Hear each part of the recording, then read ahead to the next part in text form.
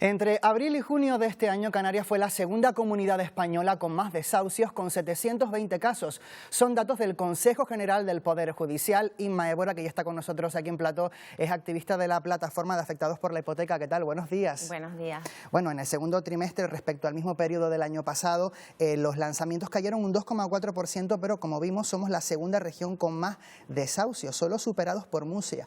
¿Cómo se explica que tengamos una tasa tan alta de desahucios aquí en Canarias? Hombre, si estamos a la cabeza de la pobreza severa, eso afecta a todo. Afecta, además que venimos de una crisis anterior, desde el estallido de la burbuja inmobiliaria a hoy. No hemos salido de esa crisis, se generó la crisis sanitaria del COVID, etcétera, etcétera. Hay un escudo social y es verdad que con ese escudo social se ha notado un descenso, pero en ese periodo de COVID hubo también muchísimos despidos de personas que perdieron su empleo, empresas que quebraron, etcétera, etcétera. Esto se nota, y si se ha notado ahora teniendo un escudo social, cuando acabe el escudo social en diciembre, evidentemente se incrementará. Estamos viendo que hay ahora mismo muchos más desahucios por impagos del alquiler que de la hipoteca. De hecho, Canarias está a la cabeza de todo el país en los lanzamientos por no poder pagar el alquiler. Claro, hombre, no podemos esperar otra cosa. O sea, se está especulando con un bien de primera necesidad como es la vivienda y se están inflando los precios, ¿no? Aquí intervienen, indudablemente, el efecto de la banca, de los fondos buitre y de los grandes tenedores de vivienda. Si recordamos, nos retrotraemos en el tiempo, vemos que hace 13 años básicamente se generaron miles de desahucios por estafa hipotecaria. Bueno, eso ha tenido todo su efecto. Aparte de eso, los bancos y los fondos buitre, como te decía, se han quedado con el mayor parque de viviendas de la historia, yo creo, y eso hace que acaparen ese bien, ¿no? Y al acaparar ese bien, ellos están en disposición de imponer los precios, que es lo que está sucediendo, y son precios inasequibles. O sea, en Canarias no son inasequibles para unos pocos, es que son inasequibles para la mayoría, ¿no? Y respecto a esos fondos buitres, a la Sareb, al Banco Malo, ¿qué están haciendo las administraciones?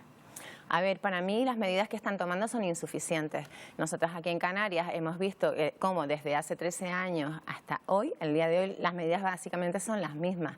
Los recursos alojativos son los mismos, las ayudas al alquiler quizás se han incrementado un poco, pero medidas efectivas, medidas de realojo, lo que es un parque de viviendas para realojar a las familias que se han quedado en la calle antes y las que se van a quedar, todavía no hay.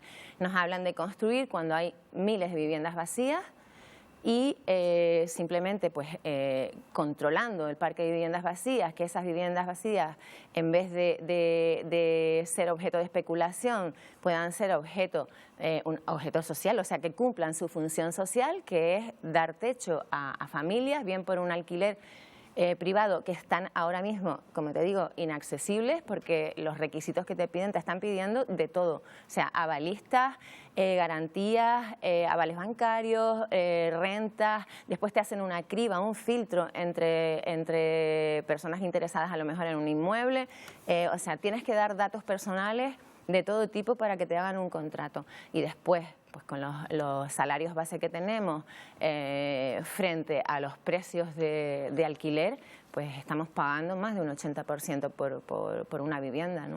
La semana pasada, aquí en directo en Buenos Días Canarias, fuimos testigos de cómo se paralizaba en el último momento el desahucio de Vicky y de su familia en el municipio de La Laguna, en el norte de Tenerife. ¿Qué porcentaje de órdenes de desahucio se están logrando frenar?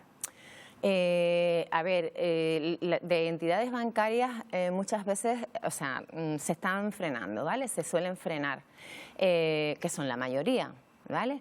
¿Qué pasa? Que hay momentos, ahora mismo estamos en un panorama en el que los desahucios parece que se invisibilizaron de un tiempo para acá, con lo cual eso da margen a generar desahucios que no se visibilizan.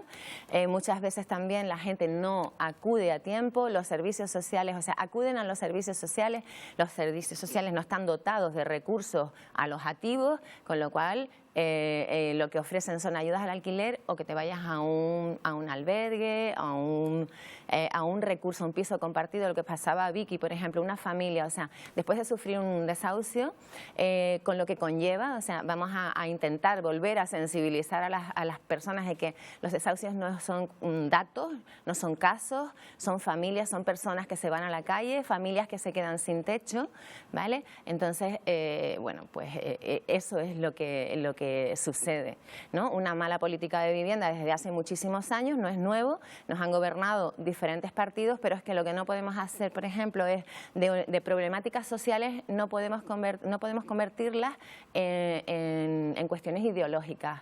Los problemas sociales son cuestiones son fundamentos de derecho, no son ideológicos, ¿vale? Tenemos que centrarnos ahí, los partidos tienen que olvidarse de la pelea interna del partidismo y abogar por la coherencia. O sea, existe una serie de necesidades básicas que se protegen a través de los derechos sociales.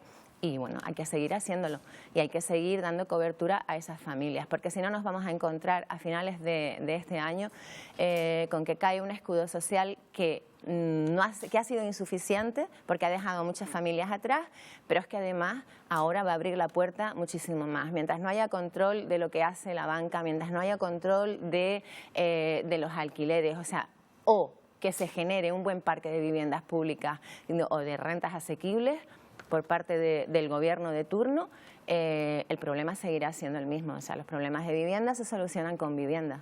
Habla usted de ese escudo social. El gobierno ha prorrogado hasta el 31 de diciembre la suspensión, la paralización de los desahucios para familias vulnerables. ¿Qué entienden los juzgados por familias vulnerables? ¿Qué requisitos hay que cumplir? A ver, una familia vulnerable, primero, o sea, esto tiene que ser corroborado por un informe social, pero es que muchas veces los juzgados no tienen en cuenta esos informes técnicos y es algo que nosotros, bueno, pues nos cuestionamos, porque al final lo que estamos provocando es mayor sinhogarismo, más personas sin hogar. Y lo que provoca eso es mayores problemas de ocupación, por ejemplo, eso que se criminaliza tanto, pero que no se analiza para ver de dónde viene y el por qué resulta así, ¿no? Porque la mayoría de las personas que ocupan no es un perfil de mafia. Puede haber una minoría que se haya convertido en mafia, pero como hay mafias financieras, como hay mafias políticas y como hay otro tipo de mafias, lo que no podemos es generalizar cuando estamos ante un panorama de pobreza severa encabezando todas las autonomías de España y cuando no hay un parque de viviendas para dar respuesta a esas familias que se van a la calle. Entonces las familias optan pues por la primera opción que llega y claro, siempre hay personas que se aprovechan de las necesidades. Estas son las mafias que se aprovechan y les cobran y venden llaves y abren viviendas, etcétera, ¿no? Aparte de todos los bulos que se dicen muchas veces y que calan a nivel social y que no son ciertos, ¿no? Y una última cuestión muy breve. ¿Qué es lo que tiene que hacer una familia a la que le llega una orden del juzgado de desahucio? ¿A dónde puede acudir? ¿Hay algún servicio para estas personas? A ver, lo lógico es que hagan lo que hacen la mayoría, que es acudir a la administración pública, a los servicios sociales. ¿Cuál es el problema? Que no hay en prevención, en materia de prevención, estamos muy verdes, no se aplica, ¿no? Entonces esperamos al último momento cuando ya, claro, no hemos hecho la tarea anterior, no tenemos dónde realojar a las familias, tenemos que buscar alquileres en el mercado privado es inaccesible, como no hay parque público, pues tiramos ayudas al alquiler cuando las familias a las que se les conceden esas ayudas no pueden suscribir un contrato de arrendamiento. ¿Quién alquila a una persona sin recursos una vivienda sabiendo que va a tener problemas para el pago? Nadie. Con lo cual habrá que buscar otras soluciones, ¿no?